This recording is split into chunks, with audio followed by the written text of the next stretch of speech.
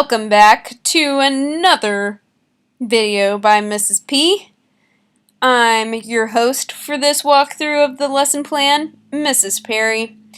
Let's get started, shall we? So today, you'll be working on a few different things, some more math. Soon, my hope is to show videos of me teaching the math to you. That is a work in progress, as I do not have a whiteboard, and so I'm brainstorming how to do this with other resources.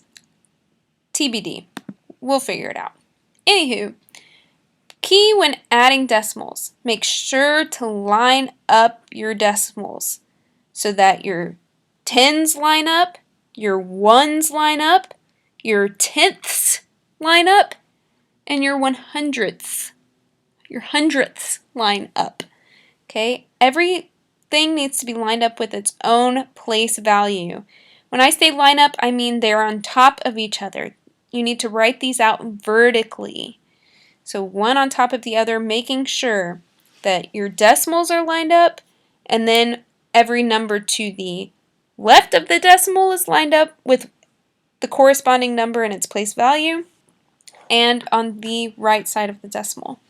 This will make more sense to you when you see it, but I have all the faith in the world that you'll catch on to this really quick, as we've already done some of that. Okay, understanding motions and forces.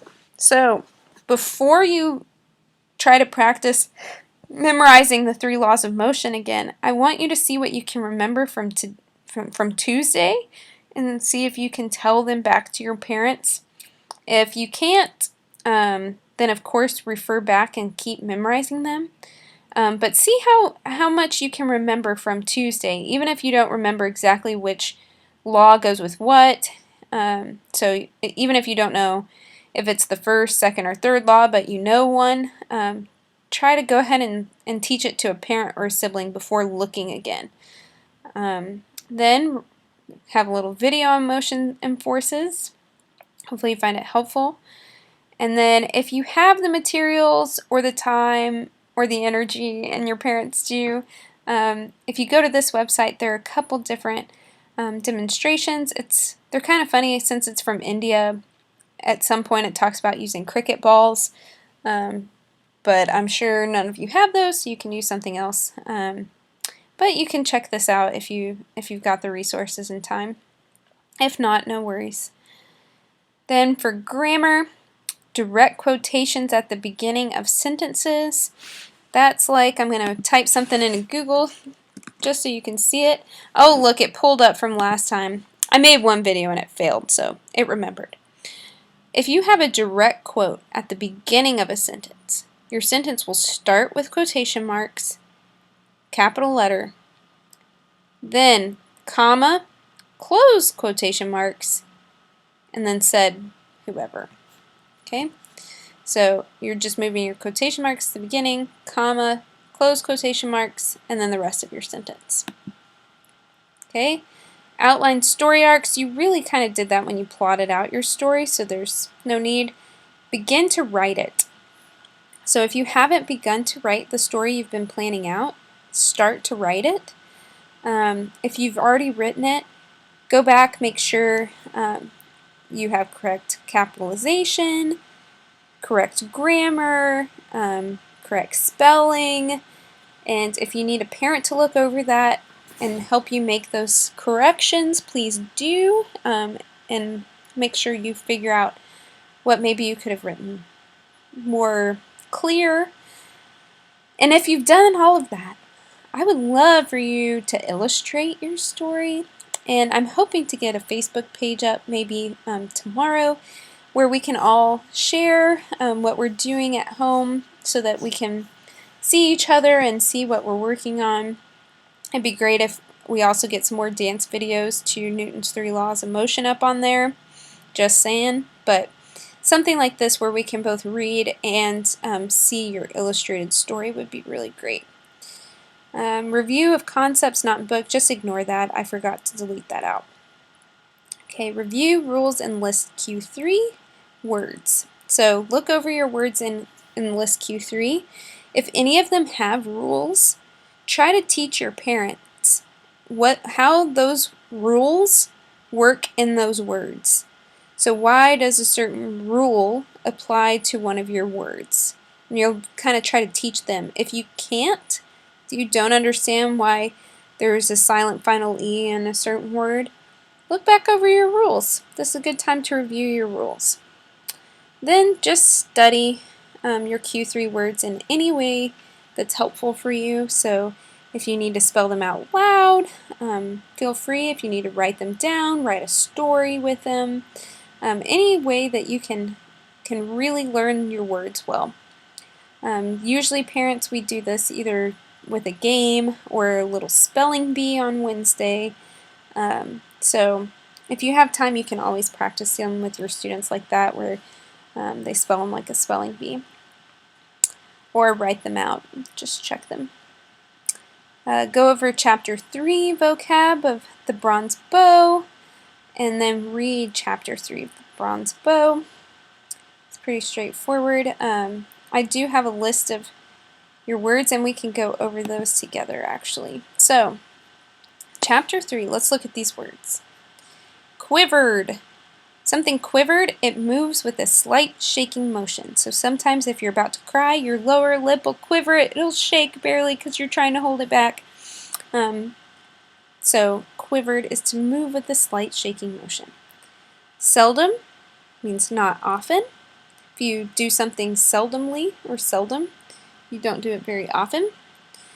If you're defiant, you're stubborn. So our donkey in our story, our fable earlier, was defiant. He would not listen to his master. He was stubborn and defiant. Fortified. So just look, the word itself has fort in it. So think about a fort. It's got weapons and big walls. It is protected. So fortified means protected. Okay, resent. If you resent something or someone, you feel or state annoyance or anger at them. So if you resent your little brother for taking something that was in your room, you are annoyed or angry at them. You resent an action that they did. Devising is just planning. If you devise a plan, you're coming up with a plan. Grudging, to give or do reluctantly. So you grudgingly give something to someone, you do it without really wanting to. Pilfered means stolen. If you pilfer something, if you pilfer a book from a store, you've stolen it. Rouse or roused is to make or become active, stir up. So if you rouse anger in someone, you're causing them to be angry. If you rouse jealousy in someone, you're causing them to be jealous, stirring up their emotions. A sentry is a guard.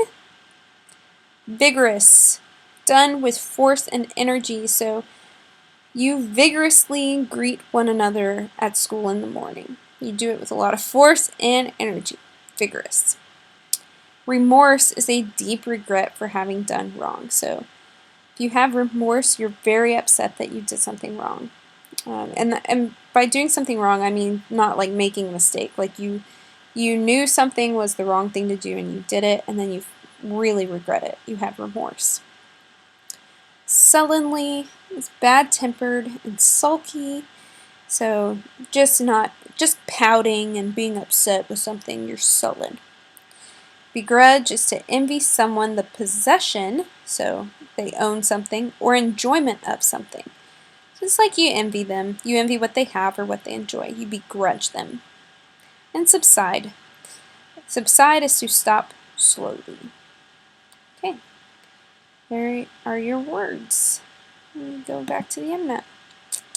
Okay, and then last but not least, get on Statera and practice finding those Asian countries. I admit we have not really done a great job of this. I've dropped the ball on our Asian geography. We did Africa so well, but I promise that as you practice this over and over and start to learn where they are, you'll get faster and faster and faster. I just did it a couple minutes ago, and my time was 3 minutes and 6 seconds. So that's the time to beat, my friends, and you'll get there. Just practice over and over and over again.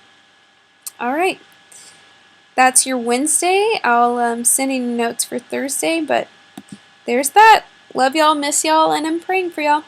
Mwah!